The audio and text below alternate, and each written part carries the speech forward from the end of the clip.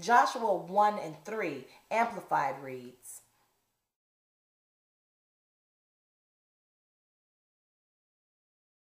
nailing his feet to the cross redeemed us from the loss of dominion, Jesus, and authority, because man was created to be the head and not the tail, above only and not beneath. We are to be blessed in our coming ins and blessed in our going outs. Everywhere the soles of our feet tread. Don't just let the enemy pillage and plunder your stuff. Jesus restored your walk. Walk strong. It has brought healing to our broken hearts and restored our joy, because the sixth place Jesus shed his blood was from the piercing of his side. Luke 4:18 in the King James Version reads,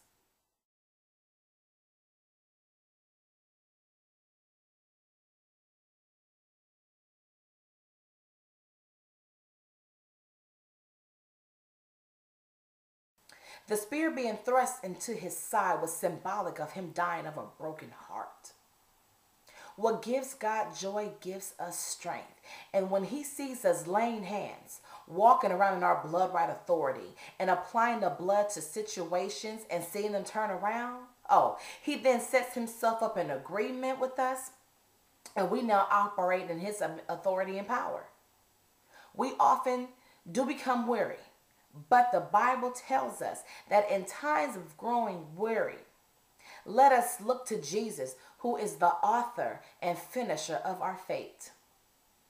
You have to understand that the joy the enemy stole, he has to, it's not an option, he has to repay sevenfold. Now, I don't know if y'all know the names and characteristics of God, but I'm going to say, here comes Jehovah Gwamola, God of the recompense and the repay. Y'all, it is payday. Now, it is also one, our deliverance from the inner hurt and iniquity that we suffer, because the seventh and final place that Jesus shed his blood was a place that's hard to find. Now, not because we can't see it with the natural eye, but rather the fact that we tend to cover them up because we never want to expose our bruises to anyone. Isaiah 53:3 in the Amplified reads,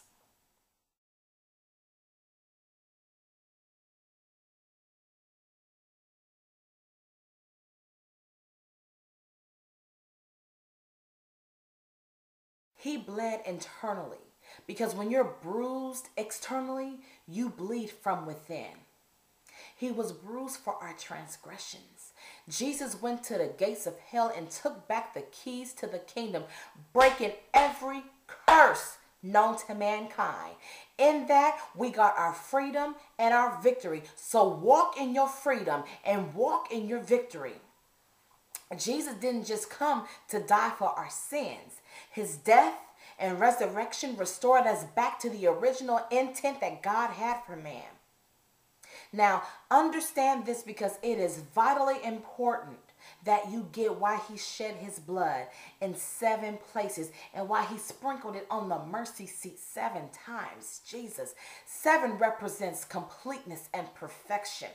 And by Jesus shedding his and sprinkling his blood 7 times, he fulfilled that which he was preordained to do, thus completing his assignment. Pay close attention to this, because you got to catch this. You got to catch this, and you got to understand that if Jesus had never took his appointment to the cross, we would never have the ability to be as free as we are today, to have the freedom that we have today. Now, in the book of John 17:27 from the Amplified, it reads, peace I now leave with you. My own peace I now give and bequeath to you. Bequeath means to give, or give by, to leave or give by will after one's death. Now, meaning that we could only have received what Jesus had laid up for us, what he had given unto us as an inheritance, and this was only made available upon his death. So now that there's understanding, there's been knowledge, you've been fed and you understand on what his blood has given you. what is done for all of us. The choice is really yours at this point in time. And here's where I want to do what we would do at my church is do an altar call. However, although I be not in a church, however, church be in me. And although you be not at a church, the screen is in front of you and you can go ahead and make that your altar. And so I would say that here is where, if this message has affected you to the degree where you're like, wow, I didn't know. Man, I've been toiling all this time and I never knew why. Stop letting the devil lie to you, okay? Because the Bible says that without knowledge, the people perish. God says because they don't know, they don't understand, they fall into lack and they are no more. So now that you know, the choice is up to you. Just like it was up to me. When I heard the messages, my heart bled for him. I was at the altar, hands up, eyes closed. Now I'm the kind of person, I'm a little shy. You know what I mean? I don't really like to be in front of people to the degree where I have to speak openly. And especially in church, because y'all know how it is. First time visitors, you barely even want to stand up to be acknowledged as a first time visitor, let alone, stand up for an altar call. But I couldn't fight it. I could not fight it. I knew that I needed to win. I was tired of being busted up and disgusted. It seemed like for every 2 steps forward, I would fall back forward. What is going on? This is not me. I've always been a go-getter. Always been a go-getter and always had. But I was doing that without him. Now, there are voids that we try to fill with substance and with people, and it still don't feel right. So we go and find new substance and new people as we get rid of the others. And you know what? The reason why we do that is because we don't understand and we don't know that that is a place that is reserved specifically for God. I have to confess and say that since my rededication to the Lord, I don't try to fill voids because I am all filled up. I am all filled up. I can't lie. You may go through a thing and that's cool because you go through stuff. That's life. There are seasons, But that doesn't mean that God will give up on you. I have such a peace. I mean, if I could share my peace with you, if you could just sit in front of me and feel, I have such a peace. I don't care what I get hit with. I will not be moved. Certain situations may try to overwhelm me but you know what? God's like, the peace stays posted, and it stays posted. If you look in the Bible, when he's talking about peace, he talks about Mount Garrison.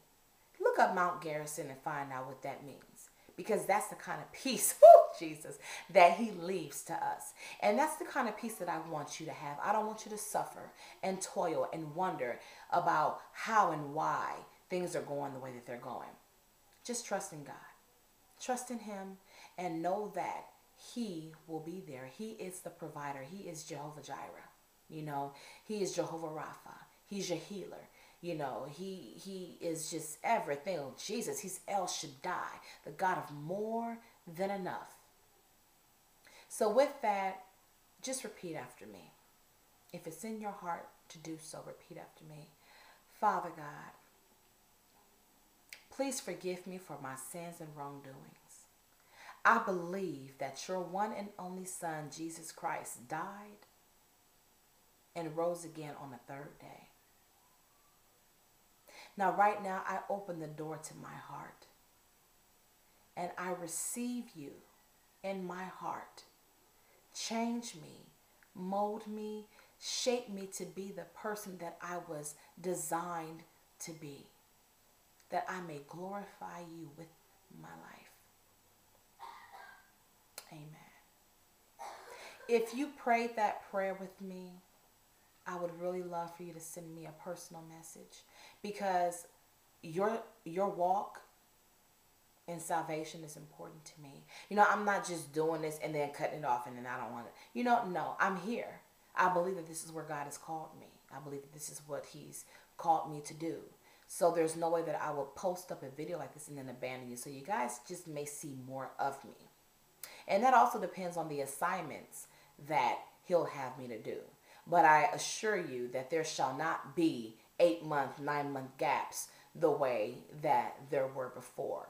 Because like I said, I believe that he's called me to do. I know. I don't believe. I know. I know that he has called me to do this. So I care. I care about your walk. And even if you want a rhetorical ear, someone to just listen to what's been going on, or if you just want to be able to relate to somebody who's not going to judge you, I'm right here. I'm here. I'm here. I'm here. And I welcome you. Be well. Be safe. God bless.